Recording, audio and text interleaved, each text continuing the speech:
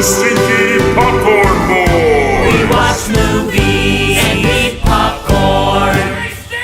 And you're stinky. Hello. We are the Stinky Popcorn Boys. Just some boys talking about movies and how they made us feel. I am Patrick Basquill, and I love an anthropomorphized animal waving at me. And I'm John Gilardi, and polka dots are cool. Doesn't really make sense what I said. Anthropomorphized animal.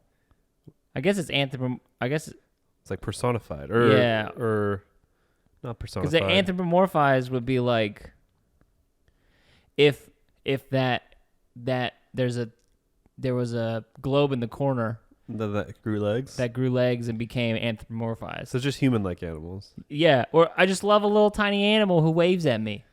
Yeah. What about a weasel? No, well, that's much more. That thing was just fun to look at.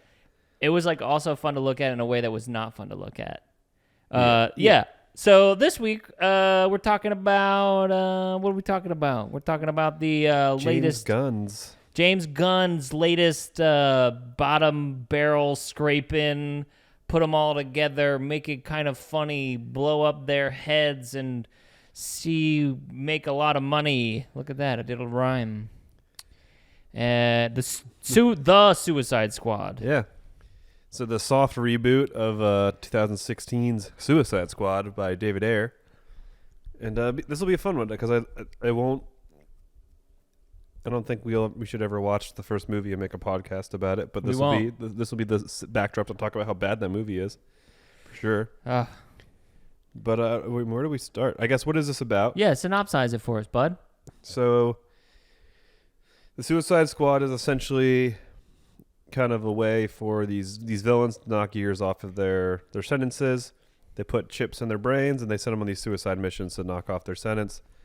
And then there's one guy that kind of wrangles them, Rick Flag. And then there's Waller, who's like the government kind of person organizing it. Amanda Waller. And so you have some of the more notable members of the Suicide Squad. I mean, it's Harley Quinn. Yep. Basically. Harley Quinn. Maybe Captain Boomerang. But, like, again, he's kind of like a secondary villain of apparently The Flash.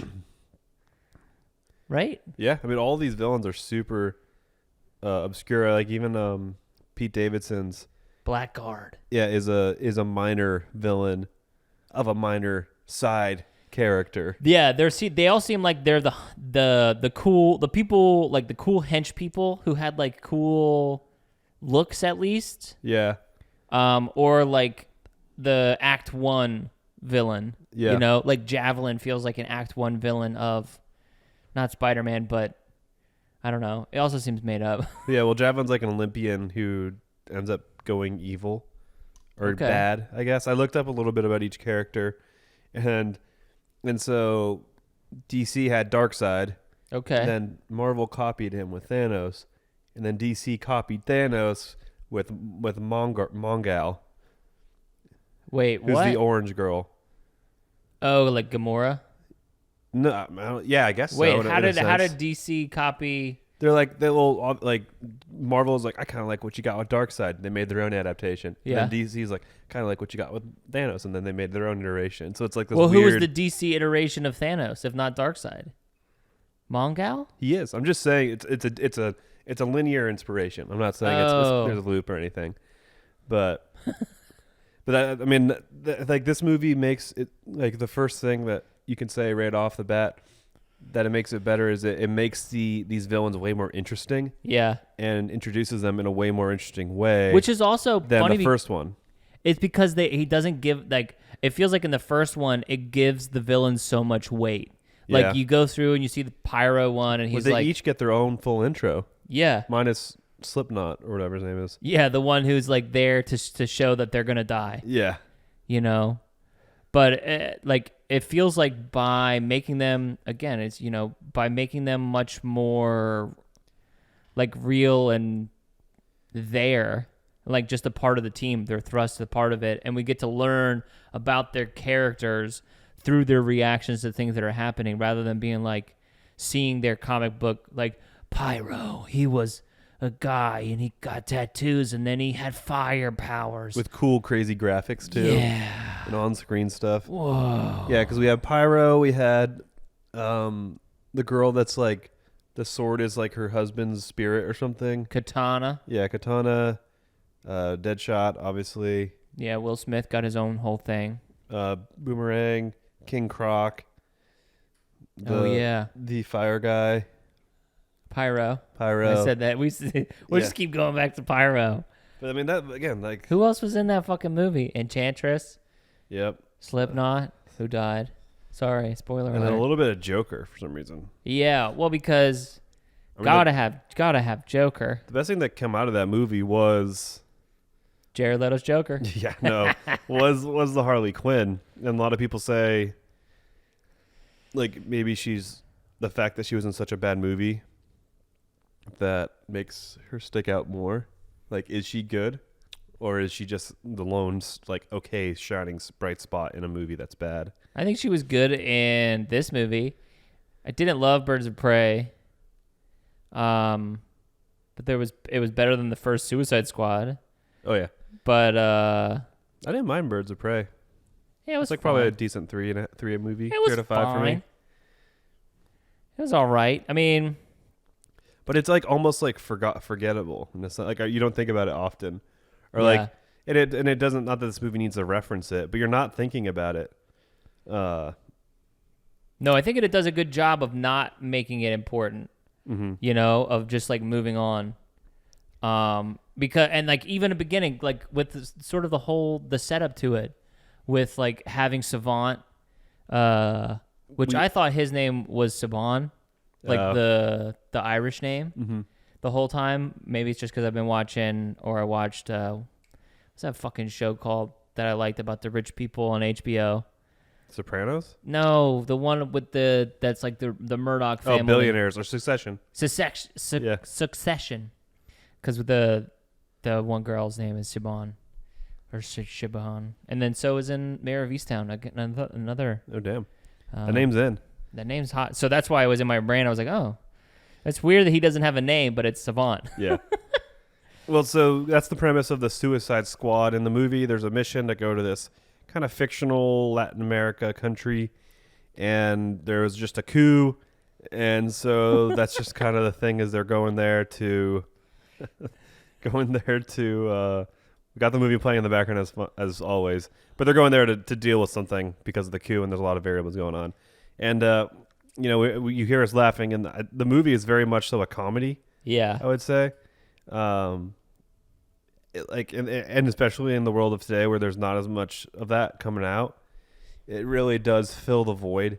And it's ironic that it's a superhero movie, and like superhero movies have always had their comedy in them and whatnot, but it's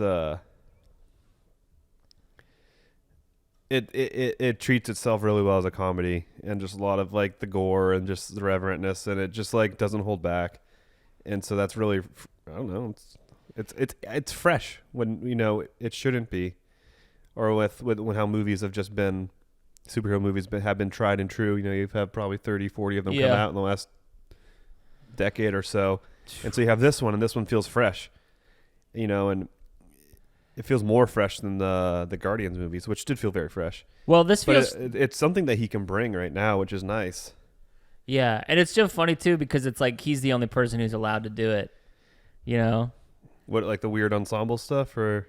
Yeah, it feels like they're like, oh yeah,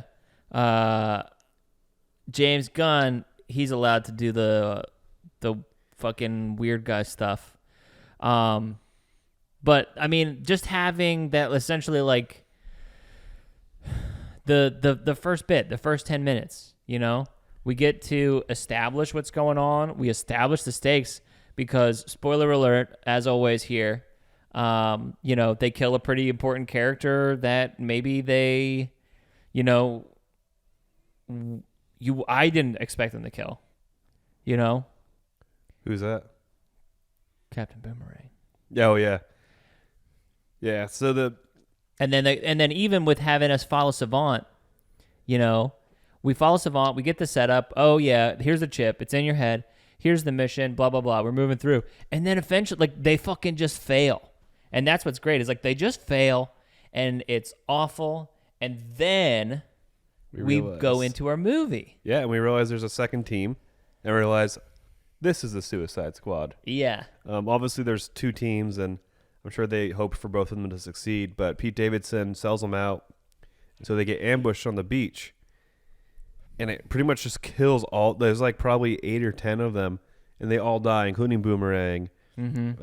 The only two that don't are surprise, surprise, Harley Quinn and Rick Flag. Yeah, and I'm fine with that. I think like it was fun to see, and it did a lot. Yeah. So, and it really made the new crew feel important when you don't have any familiarity with them. Yeah. You know, and obviously there's a lot of star power there. You have Idris Elba and John Cena being fucking funny as shit. Yeah. I mean, yeah, what didn't we like about this movie? Because I feel like we could talk about a lot of the cool things that we liked about it. Because I think at the end of the day, it's like... Start negative? Yeah, let's start negative. Because I think for the most part, it's a pretty positive movie. I think, you know, you could make comparisons. Like, it's just so much better than the original. Yeah. And I wonder... Well, for negatives... It's hard not to see it in a positive light. Because the last one was so bad. Because the last one was so bad. Yeah. And because I think on a whole, DC movies suck. Yeah. I mean, Wonder Woman, the first one was better. Yeah. Because the ones had been sucking, but it hasn't aged well. The second one we talked about. Snyder Cut ended up being a competent movie, but it didn't need to happen. It was also 4 hours long. It's 4 hours long. Shazam's good. Yeah, but it follows this, like, again, that sort of like more follows the Marvel sort of thing, you know? Yeah, that felt like, more Marvel-y for sure. It definitely has like, it's like Marvel with more blue in it rather than more orange. Yeah. You know, because it's like, oh, it's set in Philadelphia, so it's a little bit dirtier maybe. It's the second time Philadelphia's been mentioned as a dirty place this week. Yeah. Well, sorry. No, it's your city. Yeah. It's your city. It's our city. It's everybody's city. It's the birth of America. Yeah. You know? City of brotherly love. City of brotherly love, birthplace of America. Home of the First Continental Congress. Before we jump into negatives.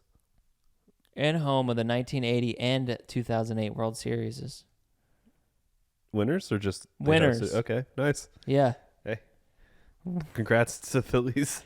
They lost in 93 and 94. Yeah. That's better than the Buffalo Bills. Ooh. Anyways. No. More Philadelphia stats. Yeah. Old was bad. M. Night Shyamalan's from Philadelphia. Oh, yeah. That's why I've been brought up. But so we're together now. Obviously, we have been filming remote. And so we're filming a documentary. I won't get into that. But we saw the movie at Alamo Draft House. Which was a first for Patrick. Oh my God, it's the best place to go. Yeah, I've been a big proponent of them. I went to one in Austin for MondoCon, which is like a poster movie print thing, and they partner with Alamo Draft House, and I've been to one in DC, and now where I moved, there's an Alamo Draft House, which is pretty cool for being the East Coast because they're not everywhere. It's a Texas, California thing. But for those who don't know, it's like a movie theater for people that love movies and appreciate movies. Like, you get kicked out if you have your phone on or you're pulling it out. Like, there's movie showings where there's no kids. Get out of here. There's stuff like that where it's just like you go there to watch the movie. Get out of here. And you're also being served drinks and food, and they're pros at being like under the radar, so there's no disruption. Friggin' gymnasts. What you're doing, you can get like alcoholic milkshakes and like big buckets of popcorn, and also you can get milkshakes that aren't alcoholic too. Yeah, indeed. And they're fucking good. And when things are normal, for major releases, they do themed menus and themed drinks and themed milkshakes even. So, I mean, it gets even deeper. I'm fucking sold. It's literally the only way that I will ever see movies. That's a lie. That's absolutely a lie. Ever. But I would, if I had the capability, that's what I would do. Yeah. Well, and there starts to get those like if there's ever another kind of Parasite level thing. I drove 2 hours to Alamo Draft House to see Parasite. And whenever Bo great. Burnham was doing his in theater thing, I was thinking about doing it because they were doing them at like Alamo Draft House really? and stuff like that. But those sold out like that. Yeah. Gotta get the app, and I check it every day at the beginning of the month. I just want to talk for a second too about like the difference in this movie, and the emotional stakes that it brings versus even the Snyder Cut. You can directly compare it to the first Suicide Squad. Yeah. But like the emotional stakes that are created by having these realistic characters that are foul-mouthed and have flaws, you know, but you're so much more tied to them because they're so much more relatable. Yeah. Like the scene with Idris Elba and his daughter in the scene with Idris Elba and his daughter in Prison. in the prison thing. Yeah. It's like such that's the fucking counterintuitive way that you would see that scene play out, where she's like there because she's mad at him and he's mad at her that she's there. Yeah. And it's like the way that scene plays out in David Ayer's movie is that the daughter's like, "Daddy, I love you. It could be so good if you could get out of prison, but you're a big bad criminal, man." Yeah. And he's like, "I'm sorry, I'm Idris Elba. I've got to do what I can to do. Oh, I tried." And it's just like so melodramatic and so over the top, and you're immediately like, "Oh, I know how this is supposed to play out." But the fact that she's like, they have that like, "Fuck you, fuck you, fuck you," like that's what sold me on it, because The movie? yeah, It wasn't the detached kid? no, not really, not the detached kid. It was, I mean, the plane ride, and then I think too another underrated thing is the flunkies, who like as Amanda Waller is like, "We're gonna get your kid and we're gonna put her in adult prison, and you don't know what happens in adult prison," and all the people who work for her are like, "Jesus fucking, are you serious?" Yeah. And throughout the entire movie, they're like, "Hey, you're kidding about that kid stuff, right?" Yeah, and they build up to that little bit at the end pretty well. Yeah, which again is a fucking subversion of expectation, but it makes sense because if you're in that situation, you know, that's like the fucking end. Like you're like, okay, yeah, You got to do something about it, yeah, or maybe you don't, and that's what you got to live with. But Yeah. so before I went on the Alamo tirade, what are the bad things before we talk about the good? oh yeah, oh shit, I think I mentioned this before, yeah, and maybe it would maybe on a repeat viewing, and I see things better and see things I miss. But the Rick Flag kind of realization that like, his turn. Oh my god, sorry. yeah, his like realization of like, I'm going against the mission because the government is being bad, and I need the bad government, and Yeah. I need the people deserve it. It's just like, to me, that turn was too fast. I didn't see what it was, and it was the movie was very anti-government, Low key, I would say.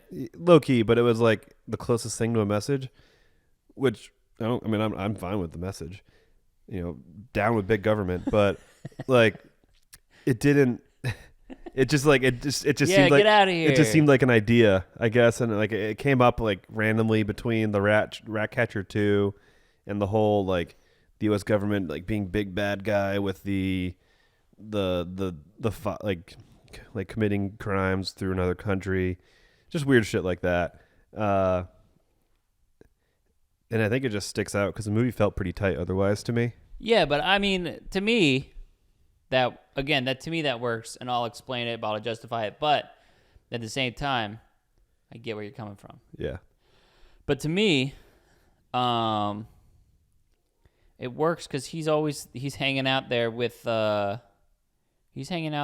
these like ragaband ruffians, and I think like on its face, the fact that there were like, these experiments on kids and like various experiments, like they really hit that home in that scene. They mention kids a lot in this. Yeah. But it's like, yeah, they kind of hit that where it's like, especially in that moment where it's like, oh, they experimented on kids. Ratcatcher 2 says, they experimented on kids. Yeah. Get him. And then, so it's like, that's like, okay, yeah. And I think, too, when confronted, if you're like, all right, here's these atrocities, here's this drive of these atrocities, and you guys are like, the three of us are like, I guess all right, what are we gonna do with it? Hold on. What are we gonna do with it? And then you're like, well, we absolutely gonna destroy it because we love our country. And I'm like, well, hold on, let's think about it. And then you're like, no, I'm gonna kill you if you don't let me destroy these right now. And I'm like, well, hold on, no, hold on. I don't know. That would cause me pause if someone is like trying to force that. So you think the way that went about was more natural? I mean, I don't know. That didn't give you pause? I think it's a chaotic scene, and I really like the way this movie is structured. Yeah. In a weird way. I'm nitpicking. So, no, I know. I get it, but I also understand where you're coming from because it's like he's the one who's. Well, it's like. But he's the. Maybe I'm biased off of the last movie and his relationship with Waller and that, but he is supposed to be the representative of Waller. Yeah. And there's no schism. There's no reason to think they're not like aligned. Like on their chart of like their neutral good or whatever, bad neutral. Like we know what I'm talking about. Chaotic. I was actually gonna say I think that he is probably neutral good. If Waller is lawful good. Yeah. Which I don't know, because lawful good, the line between lawful good and lawful evil are pretty close. Yeah. Well, either way, maybe that wasn't the best comparison, but there's no indication that they're not on a different page, and like I just assumed they were, I guess. Yeah. So then it was weird for him to go against her, and her wishes, I guess. Well, but I think she set him up to die, because he was with the other team. Yeah. He was with the distraction team. Yeah. So that trust has already been broken. Mm-hmm. So why would he, again, this is a justification not meant to negate you can note. read into that, but they definitely don't present it as that. Or they don't explore that, Yeah. Well, I'm just reading into it. Same way that I wish they did, because it obviously really hammers home the suicide and the suicide mission squad thing, Suicide Squad. And I think like the whole Pete Davidson selling out thing, I think that it would have been better off if it was just I don't know, maybe we learned that she told him to do that, or she like gave him the avenue, or like something where they were really just like a suicide ambush distraction. Yeah. Like I think that could have been a beat that would have helped. Rick Flag's kind of like, fuck that, fuck the big government, fuck Waller. But yeah, nitpicking. But trying to think of negative things.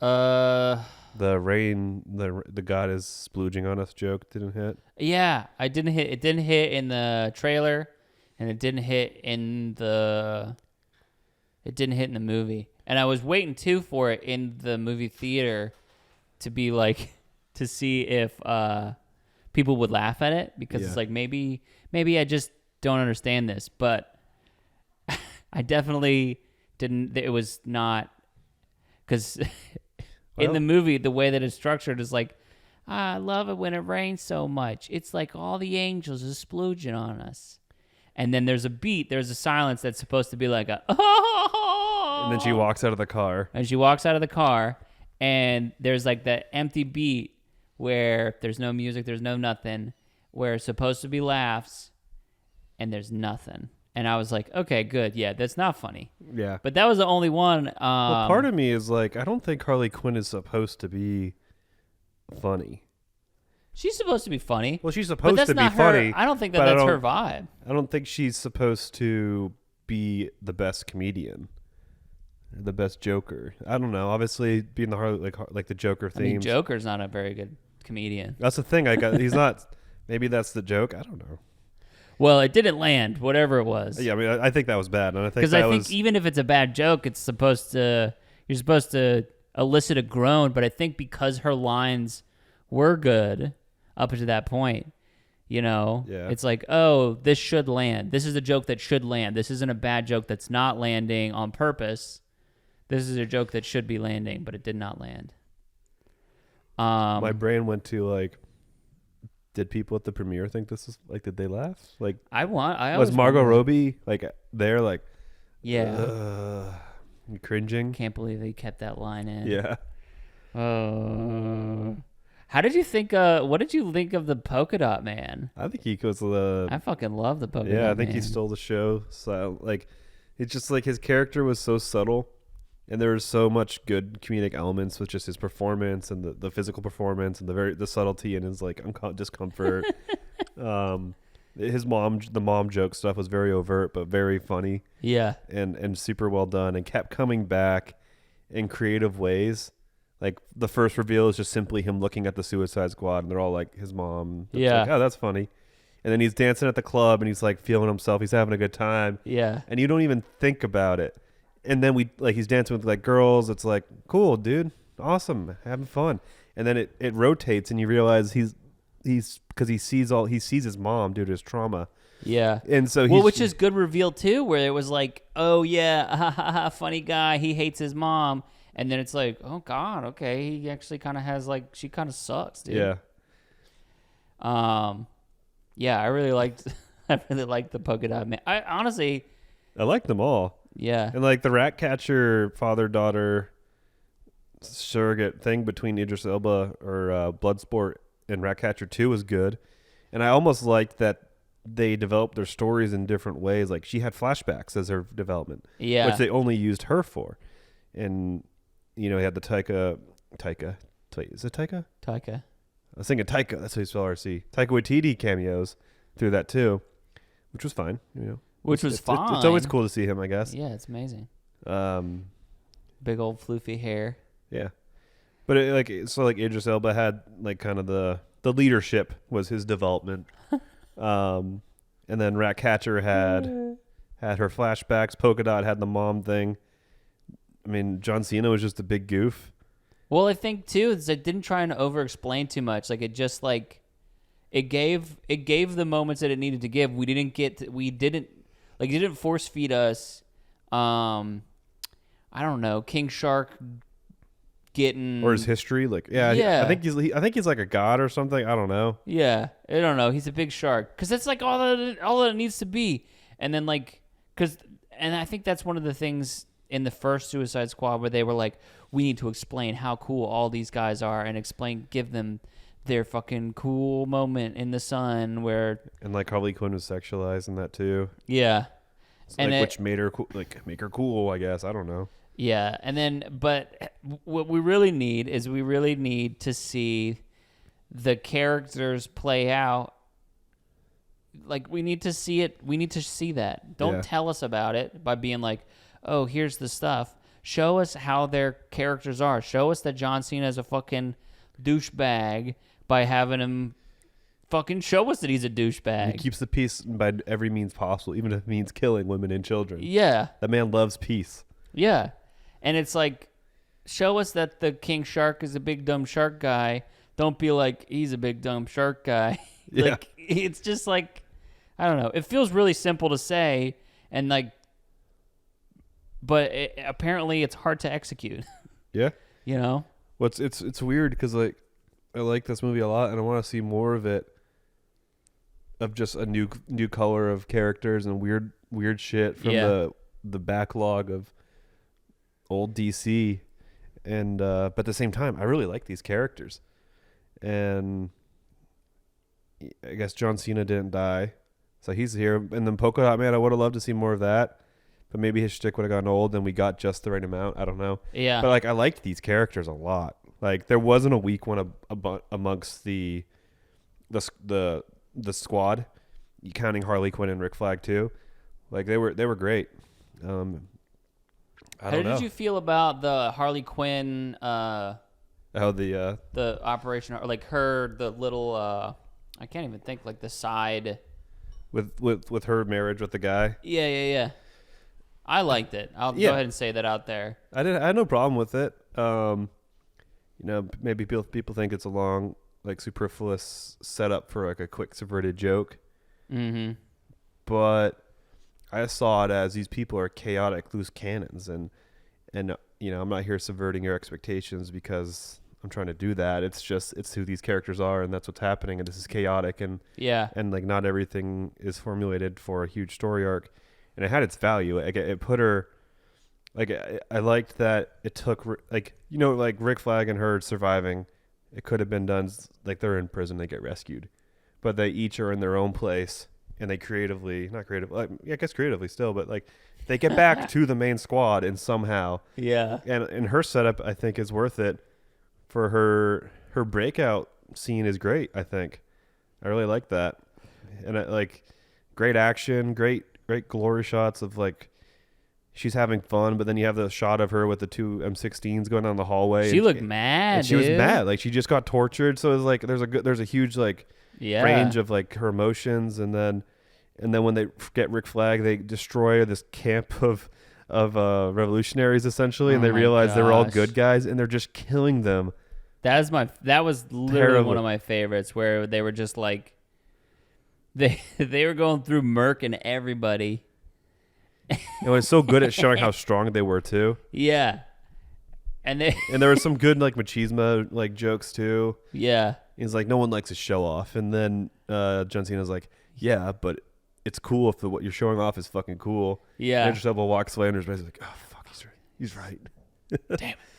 And then the axe hacking thing was good. It's just like we've seen it all at this point. It was just packaged up in a fun way. Yeah. I mean, it wasn't... I think that's one of the things that would be how I would describe this movie. It's like, it's kind of like the same stuff, but it's packaged up in a new fun way. Yeah. It's nothing crazy that's going to like break the... We're watching the lady singing. Yeah. The lady doing the dishes, I was like, this isn't right. But then like, it was just like a blip where I was like, maybe this isn't the same thing. Like, maybe this isn't what they think it is. But also just the fact of Peacemaker using a dart gun was just like... Why? It's so fucking weird. Oh, man. No, the guy with the dong? Yeah. Yeah. I don't think the movie dragged at any point for me. Yeah, it moved pretty fast. I think on a second watch... Despite not having an issue with the Harley Quinn president scene, it would maybe feel like a drag. I still think it's fun. Yeah. Again, personally, I'm gonna defend it because I liked it. But I could see that like any of that stuff feel kind of fan servicey, but I feel like they gave her fun moments rather than it just being like, because in the first movie it definitely felt like, oh, Harley Quinn is Harley Quinn doing Harley Quinn things. Yeah. This I felt like informed her character more and felt more fun. It was about her, like her situation with Joker, I guess, and how that's impacted her. So like that scene, you have her vulnerability with relationships or whatever. Yeah. And you see her deal with her crazy, psychotic way. Yeah. She's killing him. And then, then she gets tortured and that sucks to get tortured, but that's like you get the sense that she's that to me that was like she's been through a lot, yeah, or whatever. It was kind of what and the I shorthand think too, was. it's like with her coming through with the M16, she's like, God damn it again.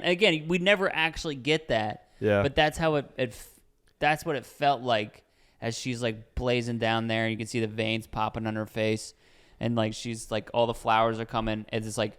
All this trauma that she's got, that's one of the reasons that she does. Well, humanize these villains, air quotes, or I guess without air they're quotes. probably pretty definitely villains. But it humanizes them in a way that's not like they're humans too. They have feelings. It's more, and it's just show don't tell. I think it's an interesting thing that we keep trying to go to this like villains as heroes thing, because like The Boys or this. Where it's like, it's very cathartic because, sometimes you're like, man, I really wish Batman would just smash his head in.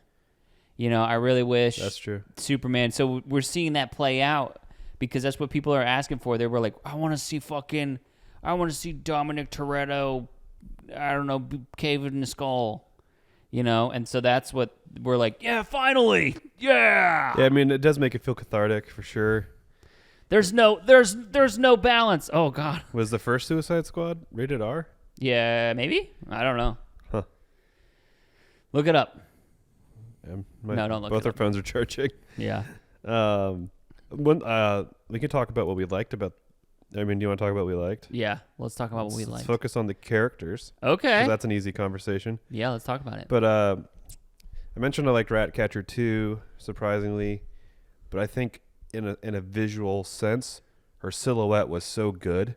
Okay. Like she always was in a weird position. Yeah. But it was like, I mean, it's just the actress posing. But she was always in like as a video game guy, or characters have silhouettes for easy recognizability for game design reasons, whatever. Obviously, that doesn't carry over here, but that technique did with her. Like she had silhouettes. She was in like weird crouch positions, or when she was leaning up against the wall. She was sleeping. Yeah, she was very angular, and it was really cool to see that like expressed in a character, in their movement and their positioning and whatever. So that was cool to see. That was nice. Yeah, I didn't notice that, but you're definitely right. Yeah. Where it was like she was introduced as, or like visually she had her own language. Yeah. Which I guess you would hope to do with more characters. Mm-hmm. But yeah, that was interesting. She was very good. I didn't know that I like rats. The Sebastian the rat. Yeah, I love Sebastian the rat. I just think that, and I don't know what it is. Maybe I'll talk to my therapist about why I love like animals so much, and why it's like. I know it's private, but I do want to. If there's something you can share about why, please. I would love to know. I would love to know, because it's like that rat just waving. Sebastian. Well, waving. The jokes were also super well put in. Like is that rat waving at me? And he's like, "What is he doing?" It looks like he's offering you a leaf. He's like, "What the fuck would I want to leaf?" He's like, "It's just a cute little rat, friendly rat." Yeah. And it's just like, what is that? Because as soon as he waved, I'm like, oh god, I'm gonna cry.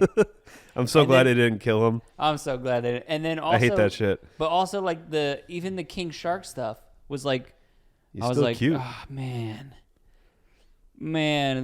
he better be okay. They better be nice to him. He was good at being dumb. Yeah. Well, I thought there's a few times that he's gonna die, like him getting crushed, and then him getting thrown in the building. But they do a good job of showing him that he's indestructive, and even Waller's like, you need him, like he's your strongest member.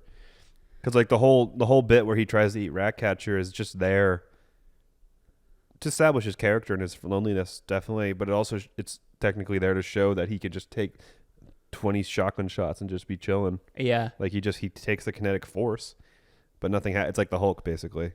That's what it seems like. Or Bloodsport could have been using like that would be pushback rounds. Or something that's what I was thinking. That's kind of what I thought. I was like, damn, what is he shooting at him? Like sonic rounds or some bullshit. Yeah. I think like Bloodsport wasn't that cool. I liked Idris Elba. I liked Bloodsport the man or whatever, and as like the leader. Mm-hmm. But the hero guy or the villain with the gadgets and knickknacks, that didn't do it for me. Yeah. I do think maybe he was a nice refreshed take on the tactical soldier veteran operator type, with gadgets. Like there's something there with that. But I thought it was cool, but it wasn't like cool. Yeah. Like it was like, nice. Yeah. Got it. I think maybe not a negative, but they do mention in dialogue, but just a little bit of an extra beat where you see that Bloodsport and Rick Flag were cool with each other. But I think that would like break their rules. Like, what's her name? Ratcatcher gets the flashbacks and everything else we see. Because I think we do a really good job of seeing that in the story, of them hanging out, being friends, and them being sad and stuff. But I don't know. I didn't miss that. Let me think of something that I hated. I mean, we moved on. So if you don't, so we're talking about characters. What we like, but we can focus on the characters. I mean, you mentioned it earlier, but the detached kid. It's just so dumb. I fucking love that. But it's so good. Didn't you had a pretty good little factoid about that, where it's like, there's the detached kid isn't from DC, but it was like arm removal kid or arm removal boy. I don't know, and he was decanonized. How do you And so- decanonize somebody? Just You've take a storyline out, I guess. I don't know. You Thanos snap a comic Yeah, line. that's what I was saying. Yeah, so it's kind of like an homage, and maybe we'll start a new character. I mean, any one of these characters, maybe besides the Javelin guy and Pete Davidson, I wouldn't, and maybe Mongal. Which Like, I would want to see origin stories or something for all these guys. Yeah, I don't know.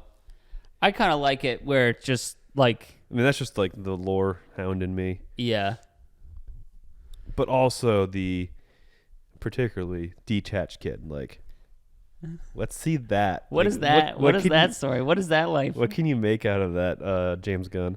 He just, I don't know, dude. That was, I don't know what I expected with his arms popping off, but I just, Well, they're like initiate, and he's kind of dressed in a way that kind of evokes Juggernaut. yeah. So like, oh man, He's gonna go hard. and his And arms it's just detach, His arms detach, and they float in, and they start slapping people.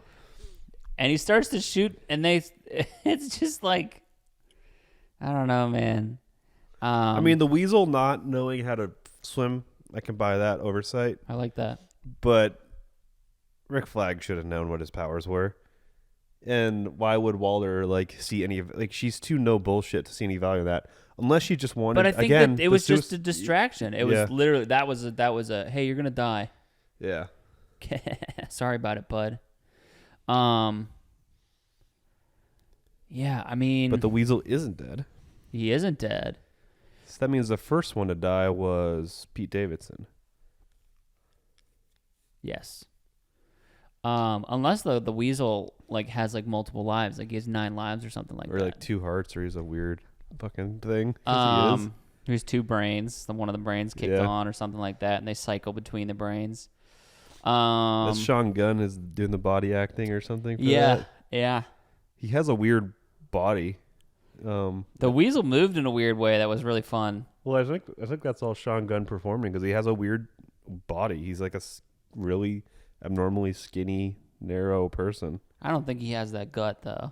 No, he doesn't have that gut, but he has a really weird long torso.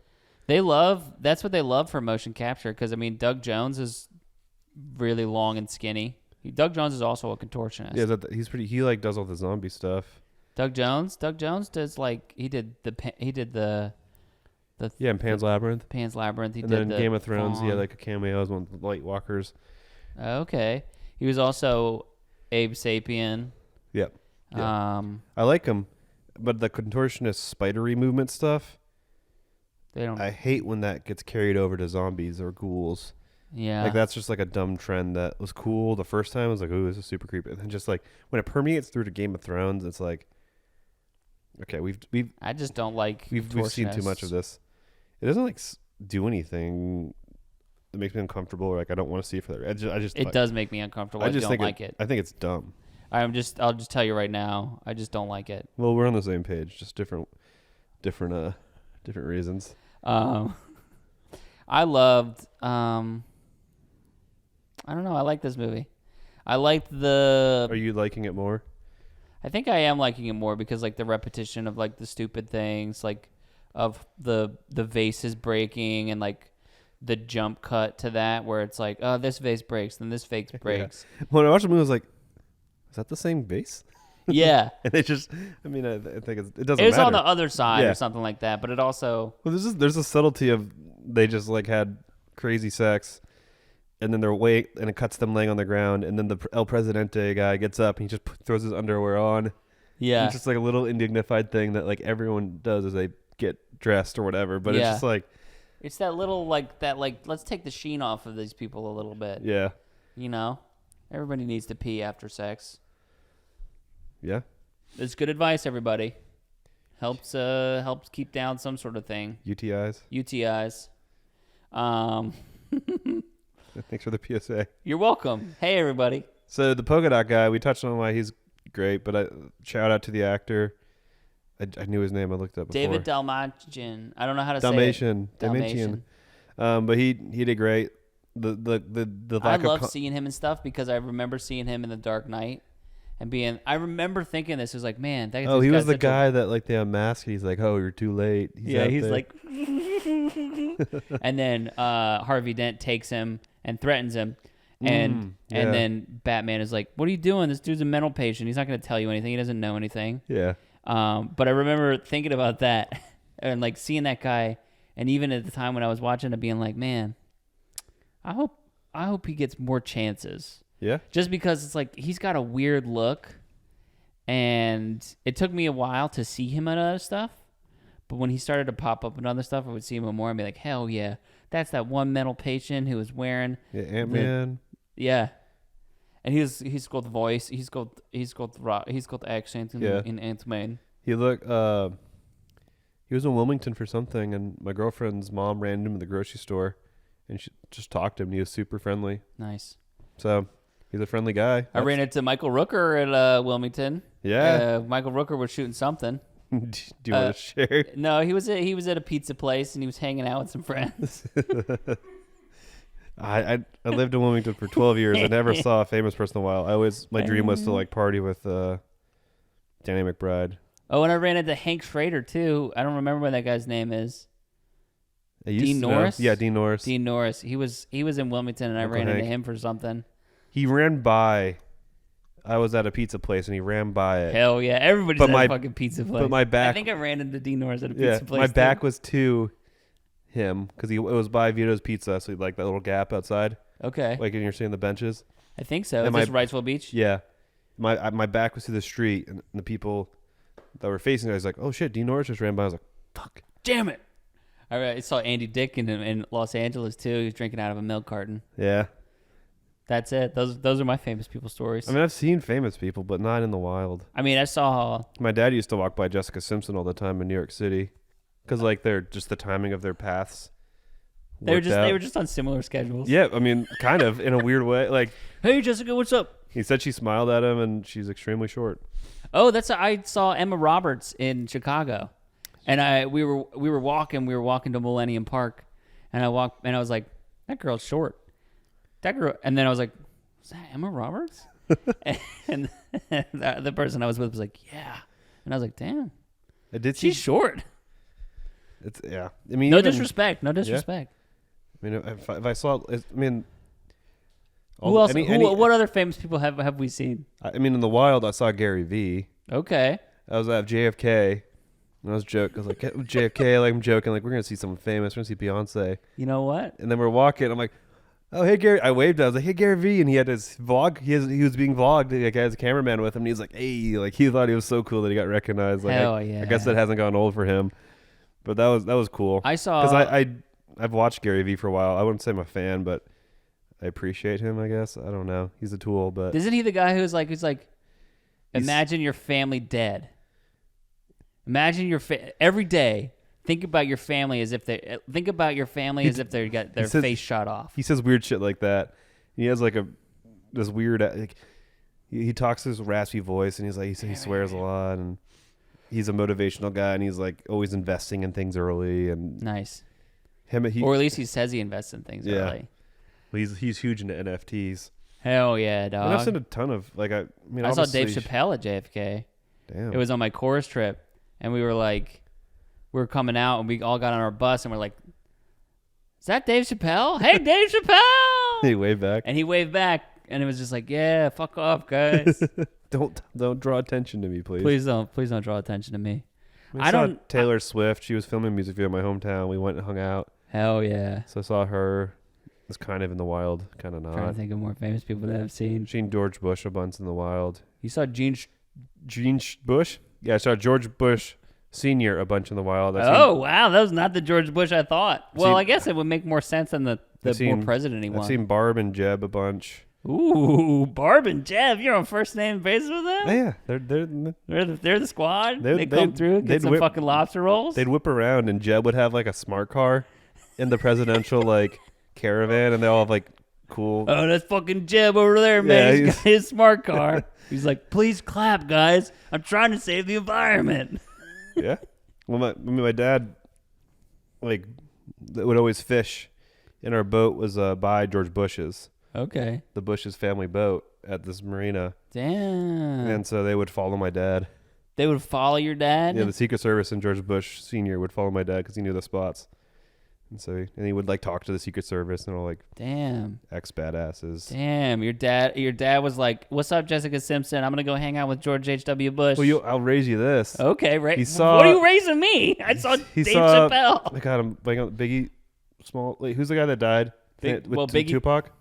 Both of them, Biggie Smalls and Tupac, both died. Yeah, he saw him. Supposedly. He saw Biggie the night he died Damn. in L.A. I remember you telling me that. Yeah. So I don't what the hell my dad's serendipity is or My dad What? was at Bruce Springsteen concert the night that John Lennon, or the day that John Lennon got shot. damn. That's it. Where were you when John Lennon got shot? I wasn't born. Same. You can't pin that on me, but that's Mark Yeah. David Chapman. But yeah.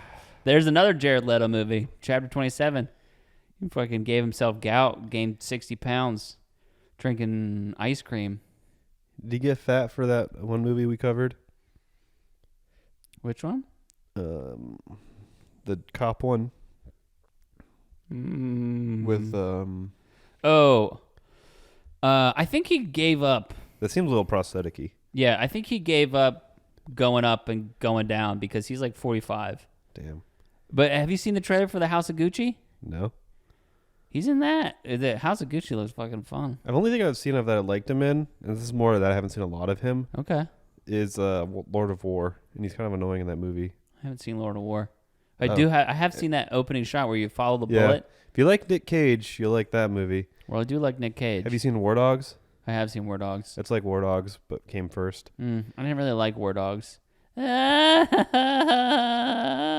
Like, I think I like Miles Teller as an actor. Yeah. But anyway, Suicide Squad. So would you in terms of fun characters, the Milton character thing was a good The beat. Milton character, the fact that they had that guy with him the whole time. And it didn't address. I mean, they addressed it pretty heavily. They addressed it. And then like the like Harley Quinn thinking that Idris Elba or Bloodsport was Milton. Yeah. Like I was like, it's like a like a nose laugh, but it wasn't like it wasn't an awesome joke. You know, But it also acknowledged the fact that they have barely interacted. yeah. You know what is fun is that this feels real. It feels real like Matt Stone and Trey Parkery as far as like just kind of saying yes and like Rolling with it. and like, hey, would it be great if the bus driver came with them? Yeah. Like, what are we gonna do with this bus driver otherwise? We'll just have him come with him. And then like even having them like, oh, they come across a camp and it's like, hey, what if it's like a bunch of like rebels? Because there's this rebellion going on. So there's good people. And so like, yeah, let's just say yes to that, dude. Well, the reveal of Milton coming with, because like they're like, come with, like he's like, I want to come, and they're like, no, just stay. And then there's like they walk through the smoke and you see their silhouettes, and cool. And then guy in the stuff. very edge you see just average man silhouette. Yeah. And you're like, man, Milton's coming Hell along. yeah, And he's just Milton's on board, baby. and they're carrying the explosive dynamite in like generic plastic thank you bags. yeah, It's so stupid. I think it's great. I know it's good. I love it. It's stupid. Hey, did you see that the guy, the big guy in the kaiju guy? Yeah, you see that he played the CGI version of he played the bodysuit of King Shark. Oh, Yeah, that makes sense. so he was the body double of King Shark. That's cool. Yeah, I think it's cool. How did you feel about all those rats at the end? I think it was missing just a little stupid exposition thing at the beginning, or a little like the rats are actually in every city or something. Like Yeah. I don't know. I feel like just, she said that, though. She was like, there's everybody miscounts rats. Their rats are everywhere. Oh, she does. I don't know. I think she said something like that. I don't know mind why that she didn't bit. do that in the first place. Yeah. It would have saved Polka Dot Man from dying. Pokemon Man. Pokemon Man. There we go. I just want to make bad villains now and like give him the James Gunn. I'm like, hey, do something. Do something with his bud. Yeah. I mean, but you got to think anytime you have a nuclear option, you you don't want to go right to the nuclear option. They don't know what they're doing. They don't know where they're going with stuff. So it makes, I mean, for me, it's like, once we got it, she's going for it. Yeah. I didn't realize that I would be so like comforted by seeing all those rats huddle around that Taika Waititi and his daughter. Yeah. Like I was like, that's really nice. I didn't feel that. I understand that. Maybe. I didn't expect that from myself because rats are not my jam, you know? Yeah. But in this case, I was open to it, and it weaseled its way into my heart. You know, maybe I'm a rat guy. Maybe I'll get a rat. Yeah, I mean, you did a D&D campaign. You made, like, rats who became smart, civilized people, like a week before we saw this movie. Yeah, I did do So that. the timing was interesting. It was interesting. It's like I knew. I had Yeah. no idea. Not even a single second of knowledge. So what do you think about John Cena's character not dying? Well, I knew that was going to happen because I saw that they had signed a deal. So is he on it making a TV show? Or what's Yeah, the deal? James Gunn's developing a TV show for the Peacemaker. Huh. Yeah. Probably a HBO Max thing. I mean, definitely. Yeah. But yeah, as everybody tries to go more and more to, what if they get James Gunn to do Deadpool? I know that I also had that thought earlier, actually. because like I feel Well, like X-Force, right? They could do X-Force. yeah. I feel like though he's got to be tired of it. I know that he said he's tired of fucking superhero movies, which I Really? understand. You know, because it's like, oh, you know, we were talking about this the other day, where it's like, oh, superhero movie or sad movie. Mm-hmm. You know, He's got Guardians 3. and the Christmas special. What is that? It's a Christmas special. What do you want me to say? I don't know. I don't, like what is? I think it's a movie. All right. It's either that or it's a Disney Plus exclusive, but it's going to be like an hour-long special. On the Guardians? Yeah, Guardians of the Galaxy holiday special. All right. Oh, there's Mantis. Oh, good for her. So there's a Guardians cameo, I guess, if you will. It's Palm. Palm Clementov? Yeah, Klementov or something. Clement? Her first name Palm. I know that. P-O-M. P-O-M. But she's in the brothel bar scene. She's It's just a bar, and she's dancing. She's having a good time. No, there's definitely naked people. There's naked people It's a strip upstairs. club. At the least, it's a strip club. Yeah, okay, maybe it's a strip club. It's possible that it's a strip club. There's definitely breasts up top, like when they're first walking in. Yeah. But I don't what's know. the drink? He's like, what do you guys drink around here? Oh my gosh, they order Fernet. What is that? Fernet, for those of you who don't know, is like Fernet Branca. It's like we call it like the bartender secret because it's like if you have a hangover, it's essentially it'll knock it out and wake you up because it's like really, really medicinal, really, really high ABV. Like, I don't know. If you haven't had a shot of Fernet Branca, you got to have one because you like the fact that they're taking shots of this and all being like, yeah, because it's like incredibly medicinal. Really? Like an absinthe kind of thing? No. More like, it's kind of like, it's not at all like this, but it makes me think of iodine because of the consistency of it. Huh. It's So like what is like, so it gets you really drunk or like, what do you mean? It's it'll like, it's like a eye opener where it's like, it has a high ABV. Put some lead in your pencil. Yeah, exactly. All right.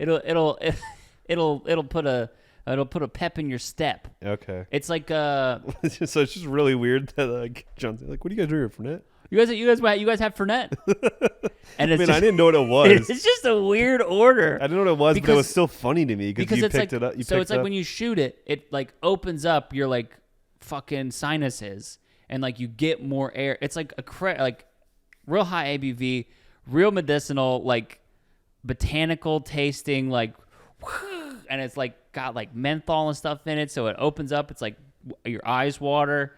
And like you like breathe better through your nose. What the heck? Yeah. Why is it not more common? because it tastes awful. Oh. So it's like, why would we order this for a fun night out on the town? It's usually what you get after a night out on the town or like at the beginning. Huh. You know? Can it save a hangover if you're not hydrating, or? No, absolutely not, because it is alcohol. Yeah. But if you have a hangover and you have a shot of Fernette's and you don't vomit, you'll probably be all right Oh. because it'll open you back up. Huh. I think this movie left me wanting more of it. More of stupid characters, but more importantly, I wanted I miss comedy. I miss going and seeing new comedies, and this movie definitely very much scratched the itch. But it's so few and far between. You're not gonna, especially this sort of comedy, sort of like the action comedy thing, which is definitely it's definitely making a play on like those classic 80s action comedies, you know, and it just does a good job of it, and it's fun. Like, it's very much like reminiscent of like sort of the A-Team. Yeah, it did give me kind of 80s vibes. Yeah. And he like the Latin America Q thing. Yeah. It's such a throwback of like a overdone setting. Well, even the colors of everything too. Mm-hmm. I mean, what would you give this movie? I gave it 4 out of 5, and 4 out of 5. You know, I could have easily bumped up to 4.5. I think I really like this movie. It's been a while. I mean, it's been a while since I've been in the movies. I mean, I've been in the movies like 5-6 times by now. Yeah. But it's still like it's been a while where I just was eating up a movie, and I was there for it, and I was having a fun time on the ride, munching on it. And I think that means I like the movie a lot, and I hated the first one. I almost I love to hate the first one. I've seen it 2.5 times. Ugh. I tried to watch it again. I could not. I just couldn't even start it.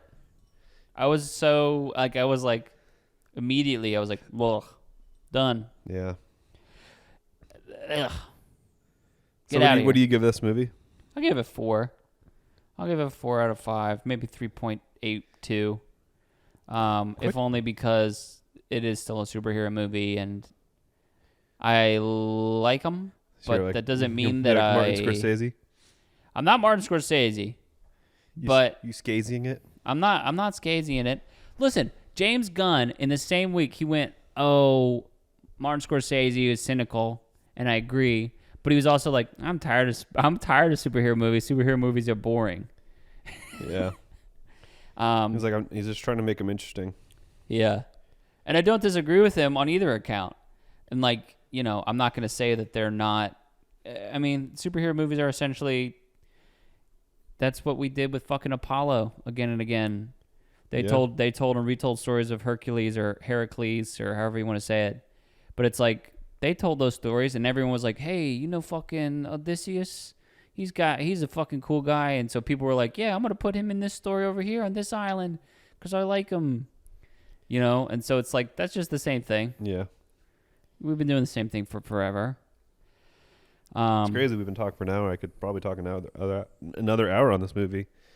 But I mean, we would just talk through each individual scene and be like, "Oh, this was cool how they did this. There's nothing this wrong was with cool that. how they did this. Oh, and this was fun. We even talk about the villains. We don't have to, but like it's not even so much talking about what we're seeing. It's like there's just huge parts we didn't cover. Who was yet. the villain? That's the thing. I don't think he needed it, but it's the Starro. But Starro, that was one of my favorite things. And then the brain dude, which he was minor, but it was fine.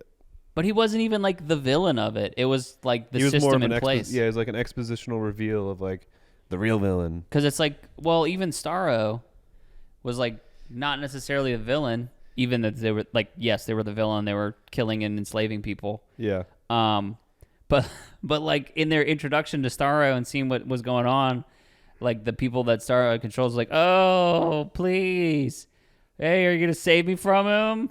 Yeah. And then when Starro was gonna die, it was I was much happier floating in space staring at stars. Yeah. And it's fuck, dude. That's his last thing he says. That's so fucking great. To me, I don't know, I really liked that. I really liked it's funny, we talked about this movie more after seeing it than any other movie because we usually keep it tight. Yeah. For the podcast, but due to us being out, in the field. Out in the field. Looking at each we other. talked about it, but like I really like just cherry picking one thing from the other movie because we haven't covered it was when Harley Quinn stabs through the eye and it just becomes this kind of like trippy thing, and it's just like it's cool because it's grounded, it's real in in the setting of this world. So it was a cool fresh thing to do, especially with her because like fresh, hot. Because sometimes we see the warped way she sees the world with the flowers or the graphics, whatever. But then this was like real, I guess. It was because it was like, oh, yeah, she's actually plunging into this eyeball. Yeah, of the space creature. And that's what I mean. If you had an eyeball that was that large, you know, I think that's full of stuff. I think it would be full of juice. Yeah. So what have you been watching? Man, I've been watching Green Knight. I watched The Green Knight. Me too. Oh, maybe wow. Maybe we'll talk about it. Maybe we'll talk about it. We'll see. John Cena's small medium shirt, by the way. So good. John Cena's jockstrap or whitey tighties. Yeah. That's racist. Oh yeah. Such a dumb joke. I've I've been watching the Olympics a bunch. I've been watching the Olympics. Oh, I saw Top Gun.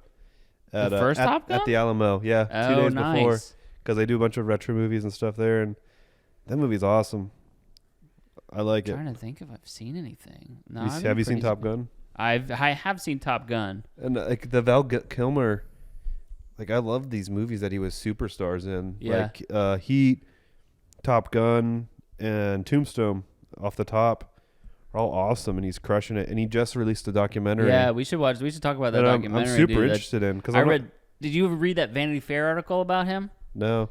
That man, he's gone through it. Like for a superstar guy who had everything in his hands, he's gone through it. I want to. He's also like, you know, he's a Christian Scientist. It's an interesting thing, but he did a one-man show. He toured a one-man show and stage performance as Mark Twain, talking about his Christian Scientist beliefs. Of course. The perfect platform. It's just a really interesting, and he refused cancer treatment because he figured he could fix it, and it wasn't until his kids were like, "Hey, Dad, no." He was like, "Yeah." And in the Vanity Fair article, he was like, "Yeah, I got cancer treatment because to ease their mind, not because I thought it would work." Of course.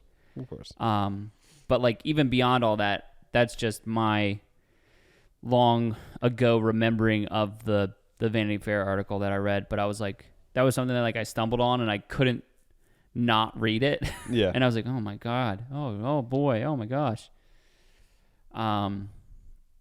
But yeah, I'm excited to see that. I'll talk about that. Is like I think the only movie they saw because I had a pretty crazy week was The Green Knight. Yeah. Oh, I saw Pig. I want to watch that. Pig was great. They get a cage Not flick. what you expect it to be. Yeah. But tons of fun stuff to watch. yeah, I'm really excited for everything that's coming out. Yeah. It's nice that things are opening back up. I still haven't seen Fast 9. We'll see. I like those movies. They're stupid. I hate it. I love it. I mean, we've already talked about how I haven't seen any of those yet. Yeah, I think we'll build up to. We'll build up, and I'll see the all of finale. them at once. Yep. I'll watch them. I'll put them all on. I'll get 11 TV screens. And At I'll put once? one, and I'll just watch them all at once. Yeah. Apparently, Margot Robbie did this thing in real life. There's no way she lifted up the man unassisted. I'm sure that she did, but also apparently she did a lot of this for real. She's a real talent. I mean, I'm sure it's in close shots for this, but that I think she did for real. Yeah, I believe it. I was expect her to fall on her back, but nice and graceful. Yeah. The character's very good at it's a bunch of contradictions and balance. Yeah. But yeah, so thank you guys for listening. Yeah. Hit us up at Stinky Podcast and tell us what you think we should watch next, and tell us why we were wrong about the first Suicide Squad and why it is worth our time and why I should watch it again, because I'm not gonna. regardless of what you say. You're wrong no matter what. No. You're not wrong. You're entitled to your opinion. I'm not going to watch it. You're wrong if you liked Army of the Dead. Can we concede that? Yeah, I'll concede that for you, John, because this is your one. No, because you agree with me. I do agree with you. But I don't want to take... Listen, you don't take that from someone. I don't want to take anything from anybody, but also... What's wrong with you? Maybe reassess some stuff, you know? I think that you deserve better. Yeah. Really. It's like when someone is dating someone that you're like, man, you guys both deserve better. I don't know what's going on here. It's like, yeah, you deserve better than Army of the Dead. Dave Bautista deserves better than... No, I think that's about what he deserves. All right, so as they say in Corto Maltese or whatever, I wish that you had let me die among the stars. Let the birds burn!